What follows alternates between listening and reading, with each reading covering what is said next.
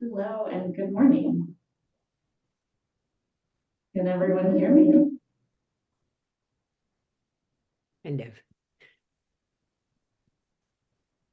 Was that yes?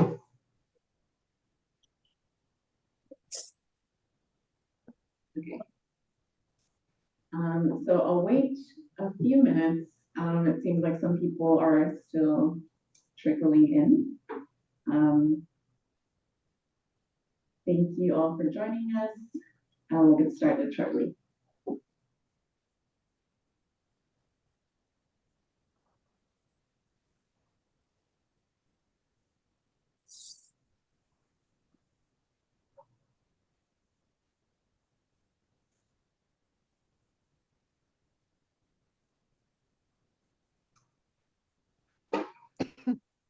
This meeting will be recorded, and you are here for the community organizing and capacity webinar.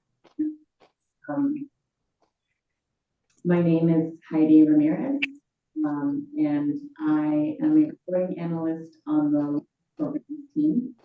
I will collaborate with the grant recipient in awarding the grant, writing the RFP, awarding the grant, and going through the grant project, quarterly check-ins, annual check-ins, and any other communications will come through me. So our agenda for today is a couple of introduction on AVA as an organization. We'll go over the grant overview and the application process, as well as requirements and selection process. We'll also review the funding and financial details of the grant, how we'll be measuring success, and then we'll open up for 15 minutes of questions and answers. So with that said,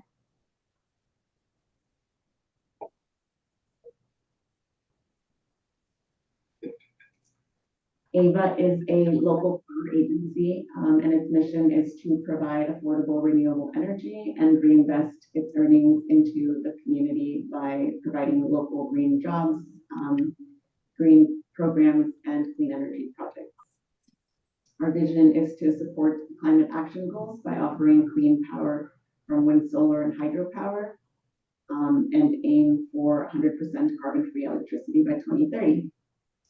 Our service area serves 1.7 million residents across Alameda County and parts of San Joaquin County. And some of the programs that we're involved with are programs like energy efficiency appliances. One of them is the heat pump water heater incentive for contractors, electric vehicle adoptions for e-bikes and programs for EVs, and batteries and storage support for solar incentives.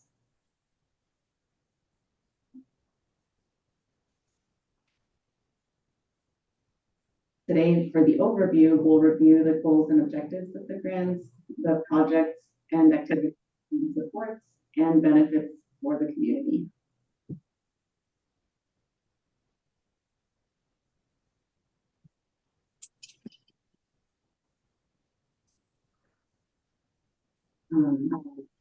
Organizing and capacity building grant is part of AVA Community's innovation grant making and solar storage incentives, which will include technical assistance, plan development support, and solar and storage incentives.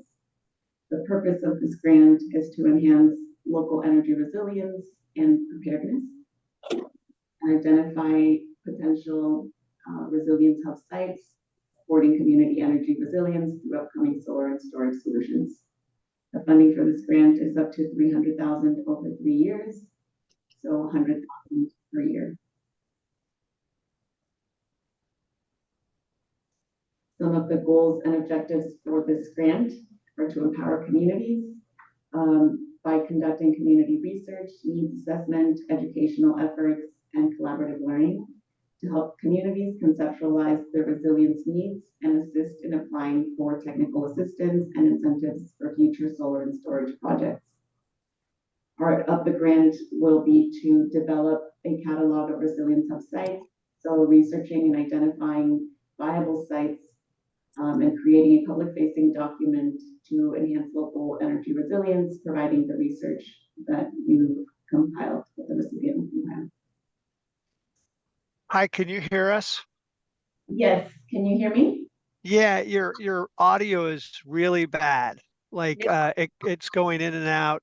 We were putting comments on so yeah, just get maybe closer to the mic. That might help. Yeah, I'm not sure. Yeah, okay, let me get closer. Also, I think there's some participants in the waiting room as well. Thank you. Is this better? A little bit better. I don't know, there's something echoey that's going on, but that's definitely better. Okay. Thanks.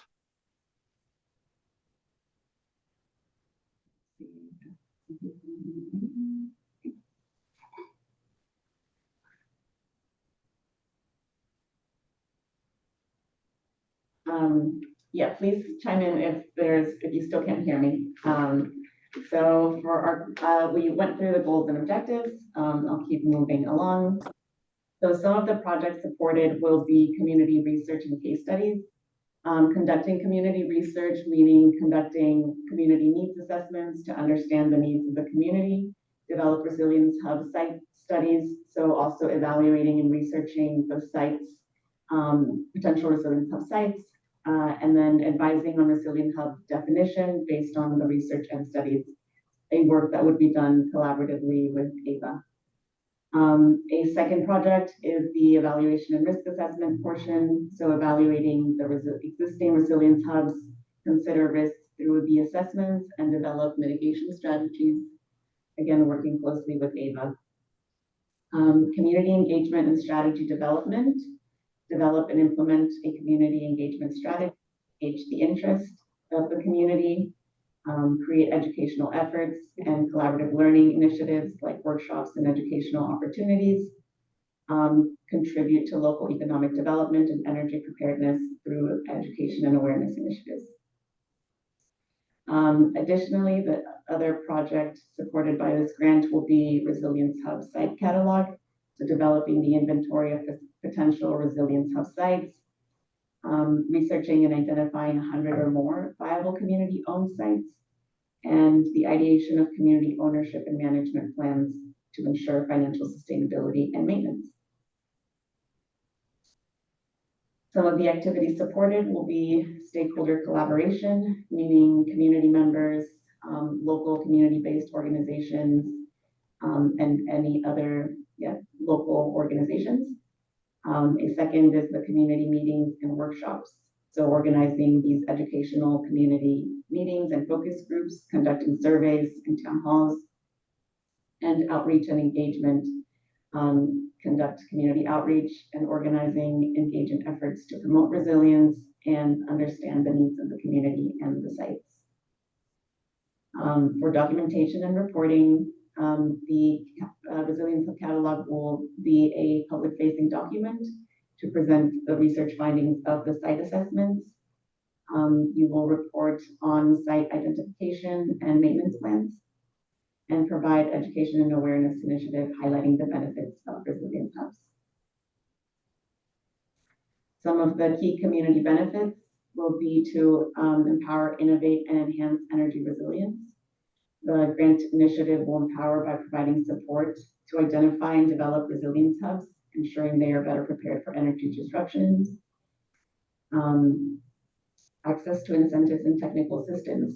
Part of this grant will benefit from technical assistance and financial incentives to implement these solutions and promote sustainable energy practice as a additional program after the grant.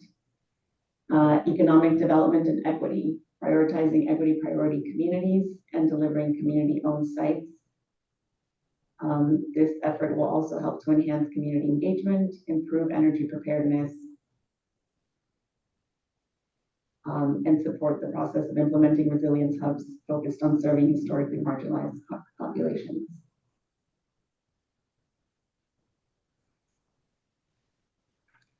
We'll move on to the application process.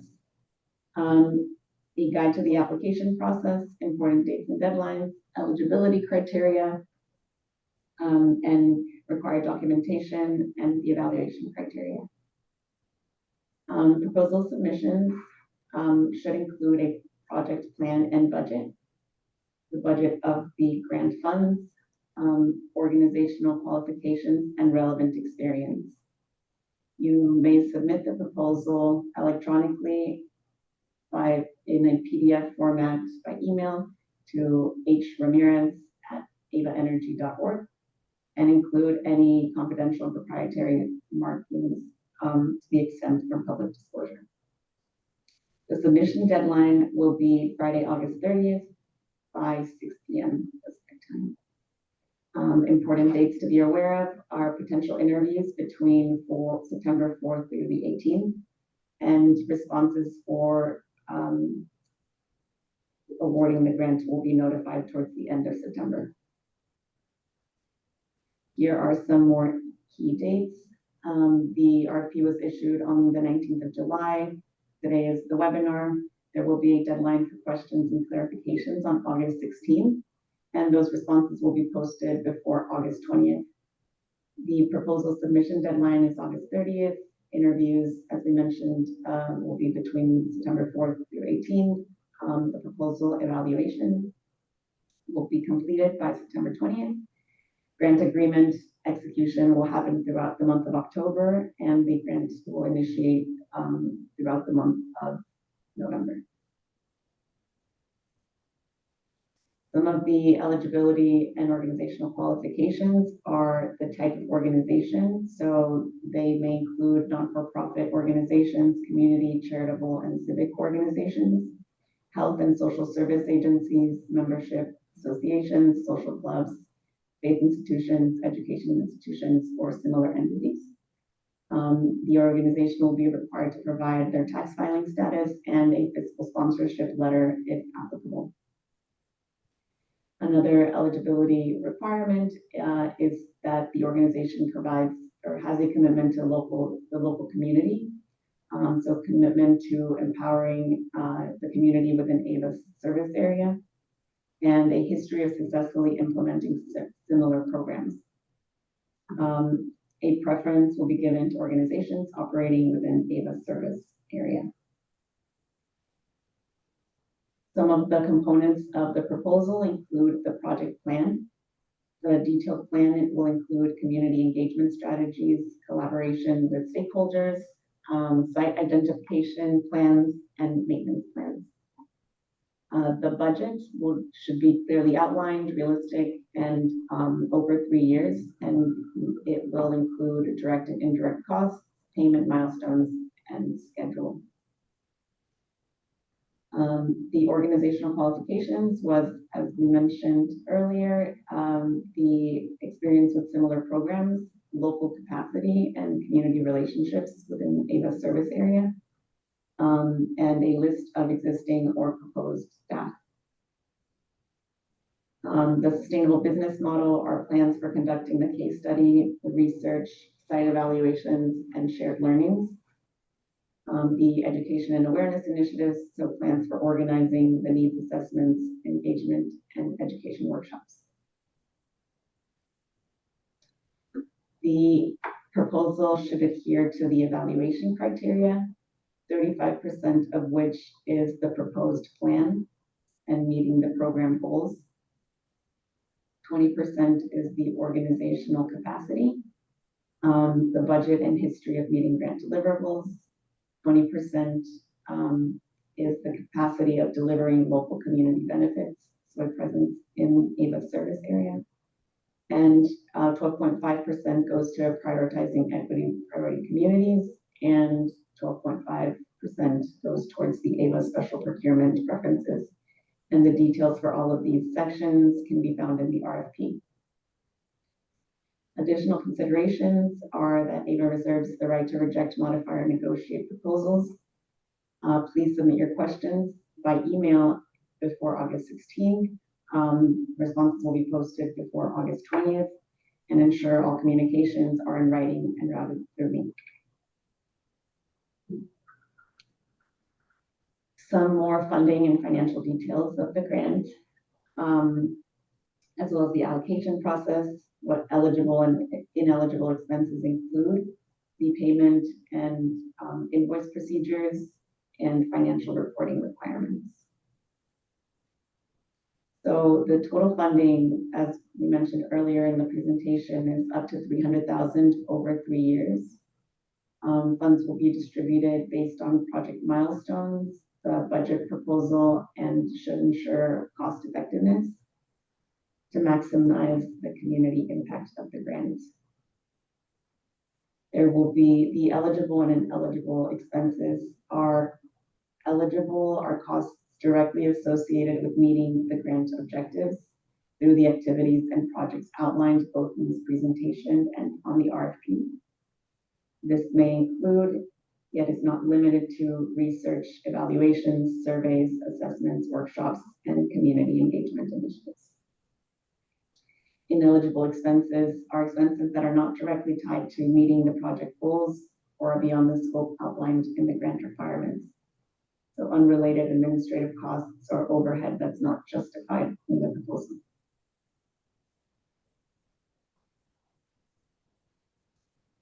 The payment procedures. The payments will be dispersed according to predefined milestones determined and finalized in the grant agreement. The recipients are required to provide an invoice, which will be reviewed before the payment is dispersed.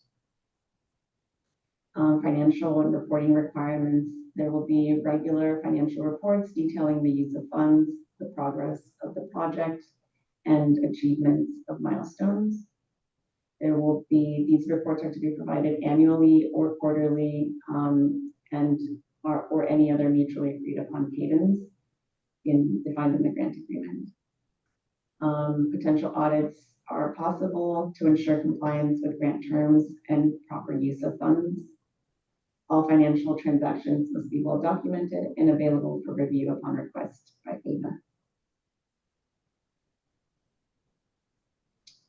Measuring success.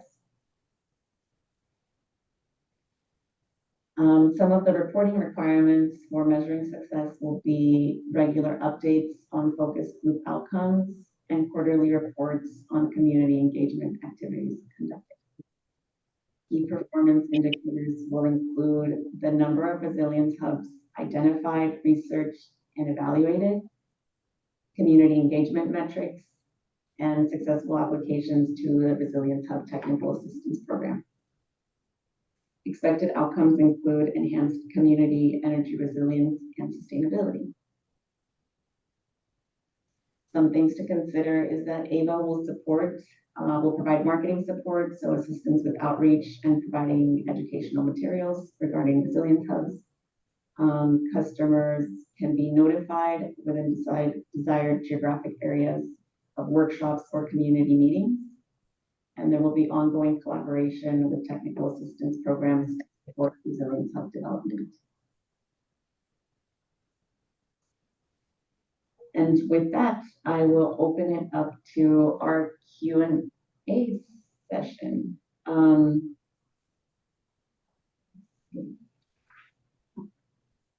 You can see me.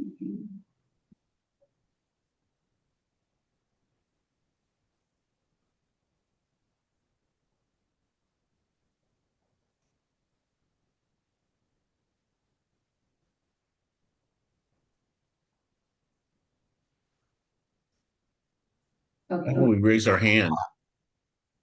Hang on, I am, okay, here we go.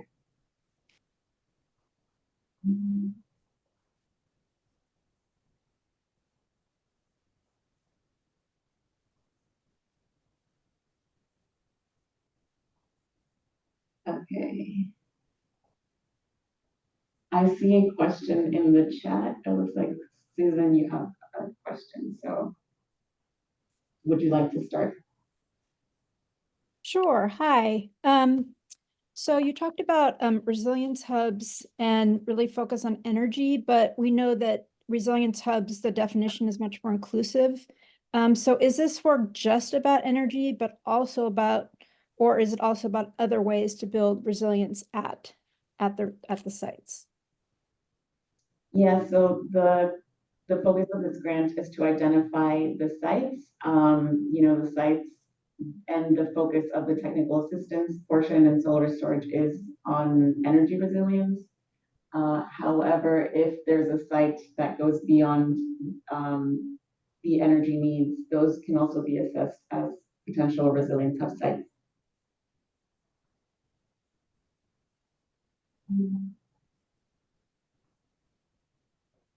So in other words, the case studies as well could be about other ways that they're building resilience. Is that correct? Yes, and the focus is primarily on energy, and so how we can support the site development regarding their energy needs. I'm gonna go on to Isla. Yeah, Ayla. But yeah, thank you for hosting this. This might be the same question that Carly has. But I'm curious if the RFP is oriented towards designing the Resilience Hub incentive programs, or just to identify needs, like identify the needs to design the program. The funds, the 300,000 over the course of 3 years, look like they seem very much in line with sort of preliminary landscape requirements, like looking at they look like more of a it looks more like the 300,000 I think would feed more into a design-based project, but the requirements seem to feed more into an actual implementation. And so we were curious if Ava is doing this more design-oriented or implementation-oriented. Yeah, thanks for asking that question. So the grant funds are for the design portion. So understanding the needs of the community, the needs of the site in order to develop the site into a resilience hub, not to implement or build the resilience hub. It's purely for capacity building and research. Cool. Great, thank you. Yeah. Carly, I think you were next. Yes, thank you. Similarly in the same vein, if this is for a design effort, I was wondering if you could speak to if in the identification of all of the different types of hubs that we see in the community, the 90 to 100 that you propose, is there any guarantee that the sites that we do catalog will be fast-tracked to receive incentives or be kind of identified as the next cohort of projects that would then move on to receive implementation funding? Or just wanting to know if there's any like guarantee of that, or something we could speak to the community groups about in terms of the next steps that APA plans to take with these sites. Yeah, thanks for that question, Carly. So yes, the grant is in a way the first phase of a 3-stage program. So sites identified will be eligible to enter the technical assistance portion of the program, and that will include developing the plans for implementation, and then the 3rd stage is the actual implementation of the actual site. So a couple of the sites identified would go into, ideally all of them actually would be eligible if they all qualify. And so into technical assistance and eventually into the solar and storage incentives, which would to develop the resilience hub. Did that answer your question? It did. Is it possible? Sorry, if I had like one more follow-up question. If in your discovery you find that a significant portion of the sites are ineligible or have solar storage readiness issues, would that impact the funding at all, or would you just move on with the sites that are primed to receive incentives? Like, would there be any adjustment based off of what you find if several of the sites just have, are not primed for exact incentives? Yeah, I think it's, some of those details I believe are still being figured out, but I think it's more around that the sites that are further ahead could advance more quickly in that 3-stage process, rather than being entirely eliminated. Got it. Thank you. Mhm. And Bradley? Thank you. You had the presentation, you had a couple references to economic development, but no specific reference to workforce development. Could you clarify that? And if this is something that is you'd be interested in, perhaps could add some language to indicate that. Yeah, so in terms of workforce development, if there are additional staff that you would need to hire to implement the grant or to do research, or even, paying volunteers, things like that. That is part of it. I think we see economic development more around the identification of the sites and the future implementation of the actual sites and what that could provide to the community, in terms of access to energy. That's the way that we see the economic development piece. Oh, I'm sorry. I agree that I was just wondering if that actually could be more, you could clarify. I mean, workforce development, job creation, job training, you would think would be part of an economic development strategy in the community. And I'm just asking if that it would you consider that as part of the application, that's part of what they're looking at? And if so, maybe you'd want to clarify that in your material. Okay, thank you. Yeah, we will do that.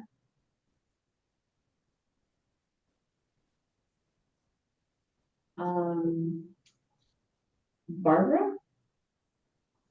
Yes, so there's language in the description of resilience hubs in the application that either potential resilience hubs or viable resilience hubs. And I wonder if you could give more detail to those two terms, potential and viable. What does that mean in terms of what AVA is willing to fund?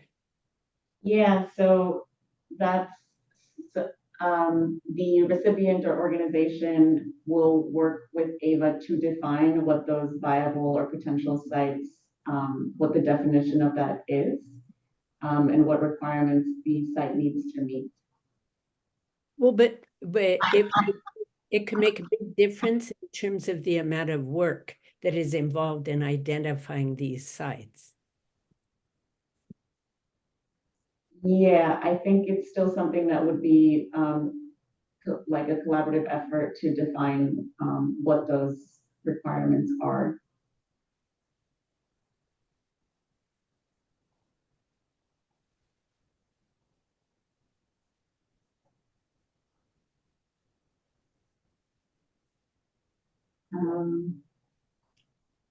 Okay.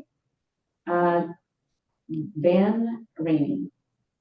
Yeah, I saw that there was an exclusion for municipal projects, but I was wondering if that exclusion applied to school districts as well. The only reason there's an exclusion is because we have a separate municipal program. So I can, if you'd like, I can maybe provide more information offline. Okay. Yeah. How would I get that? We can email. I will email you, and I will All right. put those responses as well on our website. All right, that works for me. Thank you. Okay. You're welcome. Mark. I have a few questions, so I don't want to dominate things. Maybe I can try to clip through a few very quickly. First is we do everything on the Community Lighthouse project other than the community engagement in New Orleans. and we're building resiliency hubs. If we work with a team on this effort, will we not be allowed to actually build the resiliency hubs? Would we be disallowed from that? Could you repeat that question? I want to make sure. So what we do is in New Orleans, we're structuring the finance, Mhm. we're doing all the contracts, and we're overseeing the construction of the resiliency hubs throughout New Orleans and actually Louisiana as well. So about 400 of them. But if we help somebody through this analysis phase, we don't want to be disqualified from actually participating and actually getting the projects done. Would we be disqualified from that or? No, no. Okay, great. And then we don't do the community organizing, but we do everything else. We are interested in meeting with or knowing the other parties that are interested in doing this to potentially partner or team. Can you share a list of the, interested parties with us so we can reach out to them or have a chat? By interested parties, you mean other interested organizations in applying for the proposal? Correct. Yes, exactly. I can share the ones, some of the feedback I think that we've received and relationships that we've built. Yeah. Okay, so that was at the end of the day. Yes, you'll share Yeah. those. Okay, great. Thank you. We'd love to have a chat with folks. And then, so in Louisiana, we had a long period after Hurricane Katrina where people were very frustrated with nothing happening. That's where the Community Lighthouse Project came from, was actually doing something. So you guys say you pay via milestones. What I would like to see is the program, the analysis phase, not be 3 years. Because if you drag it out that long, a lot of people are going to get really frustrated and feel like nothing is happening. So can we go through the milestones within, say, a year? If we complete all those milestones, can we get paid through that period and then, be ready to go to the phase of actually structuring and building projects? Right. So the way that we're viewing this is, ideally the organization can identify, say, 30 sites in the first year. Those 30 sites would then, if once identified, potentially could move into the technical assistance portion and then the implementation portion of the program. The grant itself gets funded annually. The first payment is not based on any reporting. It's the following years 2 and 3 that are dependent on annual reporting. Of whether or not the organization was able to meet some of the goals in year 1. And so, yes, to your point is that if those sites are identified in the first year, they very well could move into technical assistance and then the implementation portion. But those are 2 separate programs. The grant is funding, it works a little bit differently. It's a little more flexible. Understood. And if we were able to bring additional funding for those projects, that would be seen as positively, right? If we're able to build more Yes. with the dollars available. Okay. And then in section 3.1, you state that there's a public facing document that you want created. Are you thinking of a 70-page report, a 2-page, what are you looking for? Because you can spend a lot of time and a lot of money on those things. Yeah, I'd say somewhere between 70 and 2. It's we'd like to have the evaluation of the site and understand why the site is being considered. And I think because it would be something that's shared with the community, they would also need to have a clear understanding of why the site was selected to be a potential resilience hub site. And so it wouldn't, I imagine something as a 1-page list of all of the organizations, and then the document would then include further detail about each site. Great. Okay, last question. Sorry for taking so much time, but you suggest a toolkit is created. What is can you further define what would be in that toolkit? Yeah, the toolkit would include details in terms of what the site needs to be developed to develop into a resilience hub. basically advice for the site. Okay, thank you. And Mark, I see your hand is raised.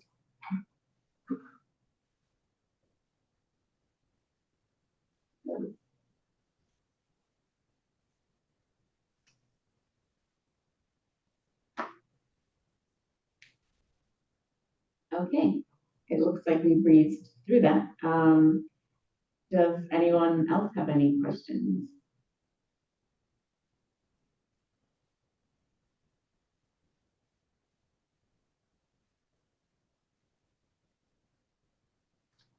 Doesn't sound like it. I can't see you all, so because I'm on the presentation mode, so apologies for that, but I think you can see me. I will keep us going through the part of the presentation. Just a reminder that the deadline for questions is August 16th. Please submit your questions in writing and to my email at hramirez@avaenergy.org. We will post this webinar and responses to questions emailed before August 20th. And the submission deadline is August 30th, 6 p.m. That is all I have for you today.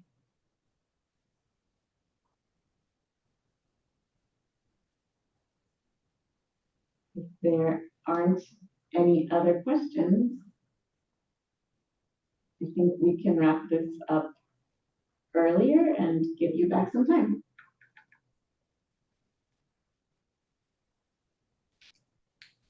Thank you all for joining. Thank you. Thank you very much. Thank you.